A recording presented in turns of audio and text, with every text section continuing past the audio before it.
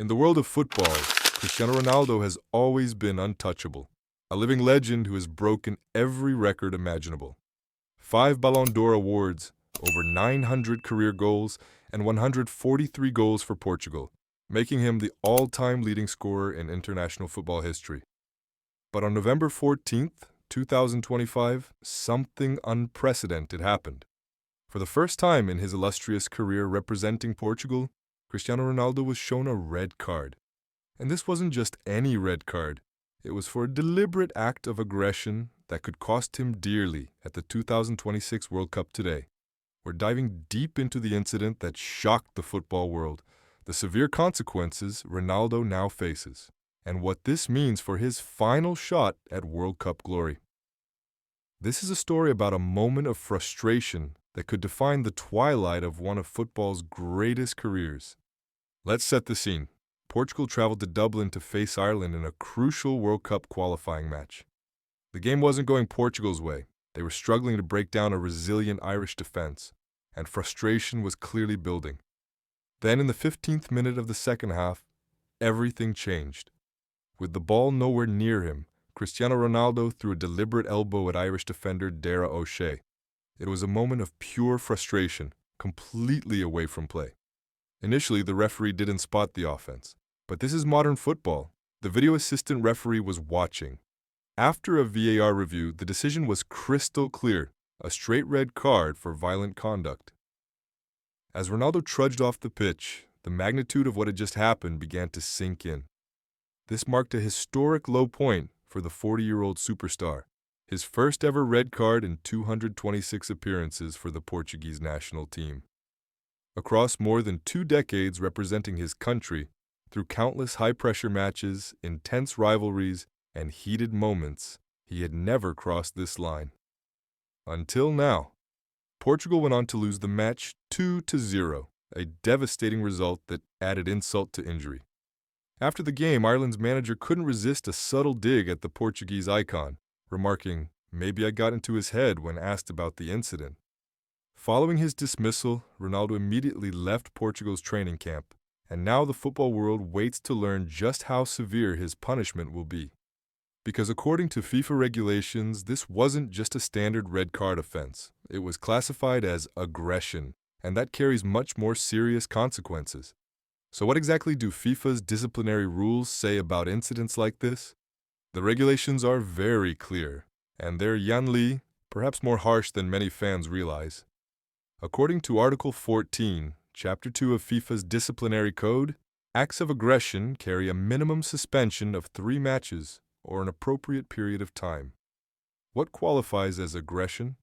The code specifically mentions elbowing, punching, kicking, biting, and spitting, essentially any deliberate violent act against another player. Here's where Ronaldo's situation becomes particularly problematic and unprecedented in his career.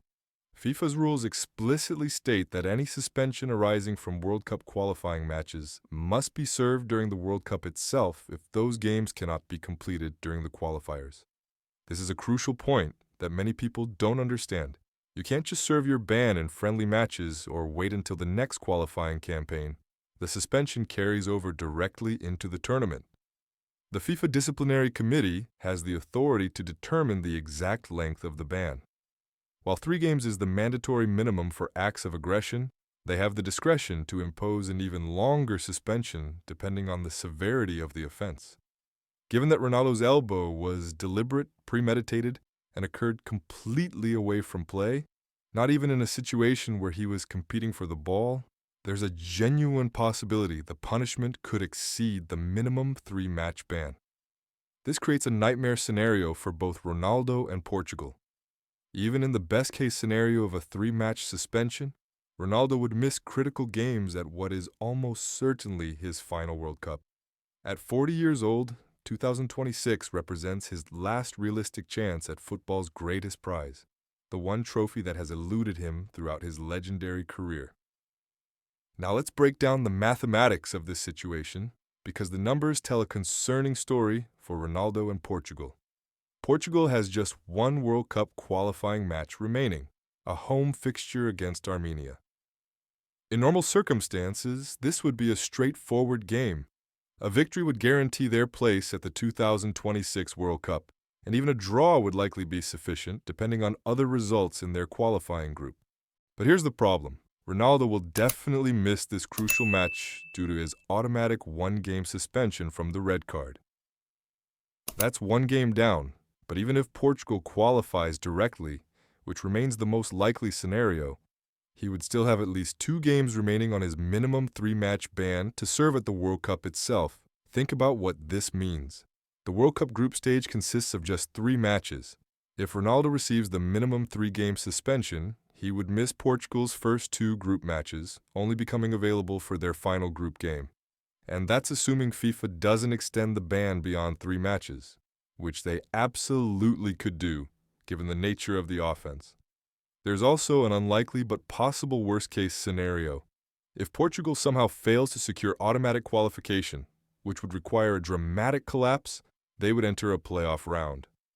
Ronaldo's availability for those make-or-break playoff matches would also be in serious jeopardy, potentially leaving Portugal without their iconic captain and most experienced player during the most pressure-filled games imaginable. This creates an impossible dilemma for Portugal's coaching staff. How do you plan for a World Cup without your captain, your psychological leader, and your most clutch performer for potentially the entire group stage? How do you manage team morale when your biggest star is watching from the stands during crucial opening matches? Portugal's young squad, featuring talents like Bernardo Silva and Rafael Leão, would have to shoulder enormous pressure without Ronaldo's guidance and experience. To truly understand why this incident is so devastating, we need to consider the broader context of Ronaldo's career and legacy. At 40 years old, Cristiano Ronaldo has achieved virtually everything possible in football. 5 Ballon d'Or awards that recognize him as the world's best player. Multiple Champions League titles with Manchester United and Real Madrid League championships in England, Spain, and Italy. Over 900 career goals, a number that seems almost fictional. He even delivered Portugal's first major trophy at Euro 2016 and followed it up with the Nations League in 2019. But there's one glaring omission from this incredible resume: a FIFA World Cup trophy. Despite Portugal's success in other competitions, the World Cup has always eluded them, and by extension, Ronaldo. He came closest in 2006 when Portugal reached the semi-finals before losing to France. Since then, disappointment has followed. Round of 16 exits, quarter-final losses, and the heartbreak of knowing that time was running out.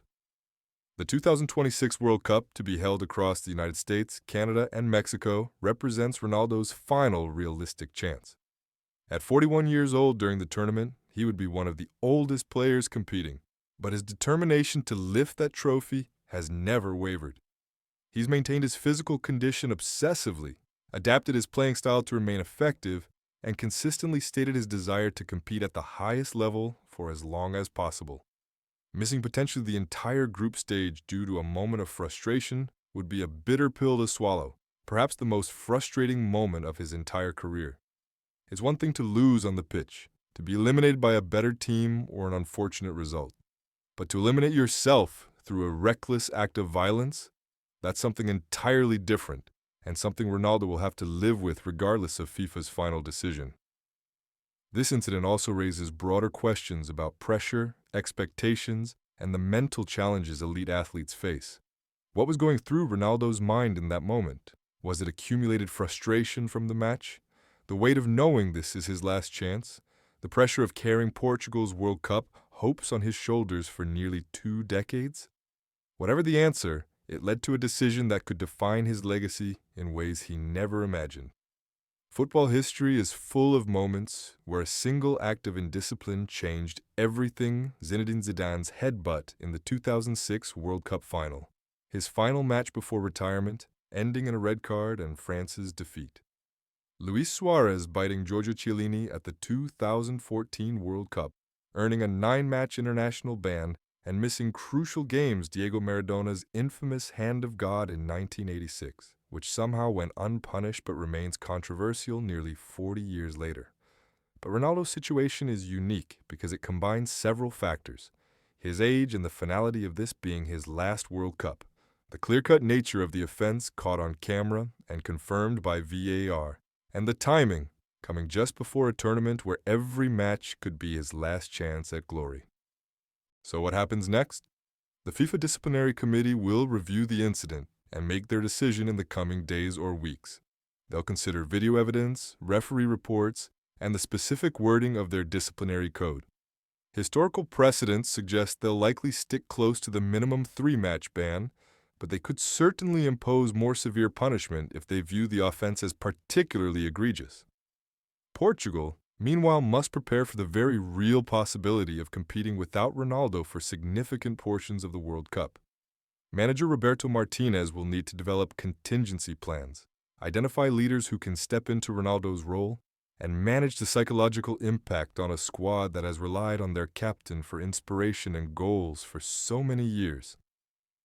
There's also the public relations nightmare. Ronaldo's image has been carefully cultivated over decades. A professional athlete who maintains peak physical condition, who leads by example, who stays out of major controversies. This incident contradicts that image and raises uncomfortable questions about his temperament and decision-making under pressure. For fans around the world, this creates a complex emotional situation.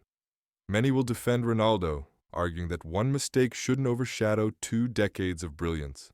Others will criticize him harshly, saying that a player of his experience and status should know better, and still others will simply feel sadness. Sadness that one of football's greatest stories might end not with glory, but with an avoidable suspension. As we await the FIFA Disciplinary Committee's final decision, one thing is absolutely certain. Cristiano Ronaldo's moment of frustration in Dublin has created consequences that extend far beyond a single red card. Whether it's a 3-match ban or something more severe, the Portuguese superstar faces the very real possibility of watching from the stands as his national team begins what could be his final World Cup campaign. For a player who has given everything to his country across 226 appearances and 143 goals, who has carried Portugal's hopes for over 2 decades, it would be a tragic and deeply frustrating end to one of the most remarkable international careers in football history. The irony is almost too perfect. The same competitive fire and refusal to accept defeat that made Ronaldo great may have ultimately cost him his last shot at the one trophy he's never won. Only time will tell if Ronaldo will get the chance to properly say goodbye on football's grandest stage, or if his World Cup story has already reached its unfortunate and unexpected conclusion. One thing we know for certain, this is not the ending anyone imagined for one of football's greatest ever players. What do you think? Does Ronaldo deserve the full 3-match ban, or should FIFA show leniency for a first-time offense?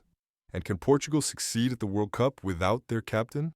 Let us know your thoughts in the comments below.